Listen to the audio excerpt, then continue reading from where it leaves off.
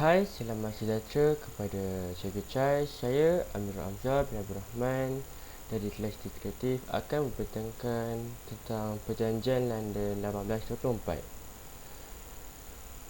Latar belakang Perjanjian London 1824. Pada tahun 1824, satu perjanjian ditandangani di antara pihak Inggeris dengan Belanda pada 17 Mac bertempat di London, England, untuk membuat pembahagian kawasan pengaruh masing-masing. Kandungan perjanjian tersebut yang merangkumi butiran tentang wilayah pengaruh perdagangan dan keuangan memberikan kesan penting terhadap alam Melayu. Faktor yang menyebabkan pemeteraian Perjanjian London 1824. Faktor-faktor yang membawa kepada pemeteraian Perjanjian London 1824 adalah menamatkan pertikaian British dan Belanda yang berkaitan dengan Singapura. British berjaya memajukan Singapura dalam tempoh yang singkat.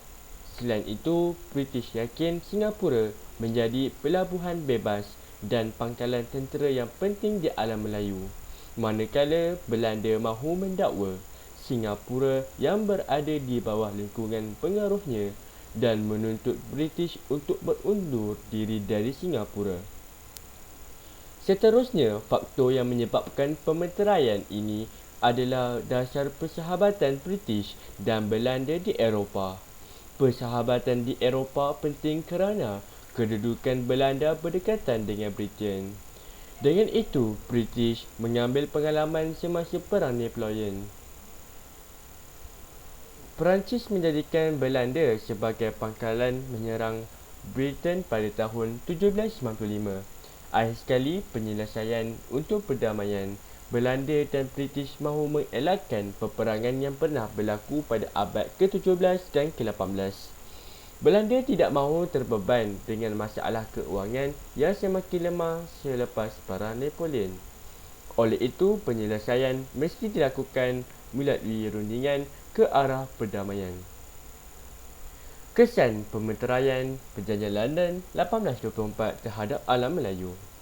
Antara kesan Perjanjian London 1824 adalah pembahagian alam Melayu kepada dua lingkungan pengaruh barat. Belanda ingin menguasai kawasan-kawasan meliputi Pulau Jawa, Sulawesi atau daerah dengan erti kata lain, semua gugusan kepulauan Melayu ke selatan Selat Singapura, Melaka dan daerah lain di Tanah Melayu. Perjanjian ini merupakan satu titik peralihan dalam perkembangan politik di Kepulauan Melayu. British dan Belanda kini dapat meluaskan pengaruh perdagangan dan kawasan pengaruh itu secara tidak langsung dan membawa kepada kejatuhan Empayar Johor. Kini Singapura dan Tanah Besar Johor dikuasai oleh British dan Riau Lingga jatuh ke bawah pengaruh Belanda. Perjanjian ini juga telah menyelesaikan masalah perebutan takhta Johor kerana Sultan Hussein menjadi Sultan yang sah di Tanah Besar Johor dan Sultan Abdul Rahman menjadi Sultan di Kepulauan Riau Lingga. Bendahara Ali di Pahang juga mengambil kesempatan untuk cuba membebaskan diri dari kekuasaan Johor. Pada tahun 1853, Bendahara Ali telah mengisytiharkan kemerdekaan Pahang dan Empayar Johor runtuh sejak saat ini. Berkaitan Perjanjian London 1824 dengan kedaulatan negeri-negeri Melayu.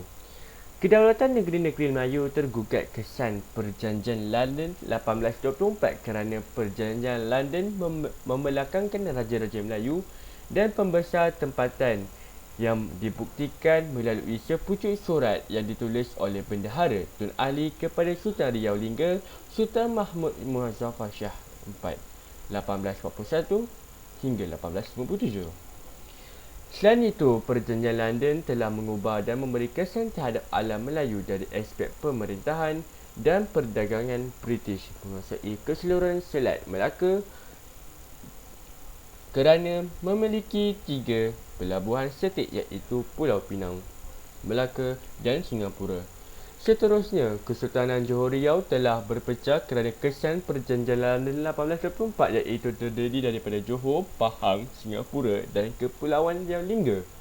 Selain daripada itu, punca perpecahan Kesultanan Johor Riau berlaku apabila Bendahara Tun Ali cuba untuk membebaskan Pahang daripada Kesultanan Johor Riau berikutan pengukuhan kuasa barat di Singapura dan Johor Riau serta penggolakan di Riau Lingga. Akhir sekali, kesimpulan dan harapan. Perjanjian London 1824 memaparkan pakatan suara British dalam memenangi persaingan di alam Melayu.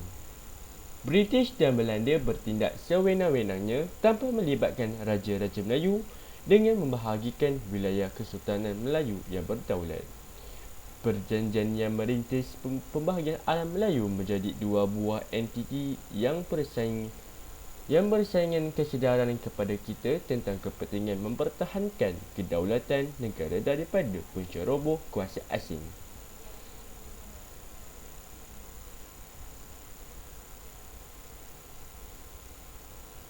Selain itu, peristiwa ini memberikan iktibar kepada kita agar sentiasa berwaspada terhadap anasir asing yang boleh menggugat kedaulatan negara.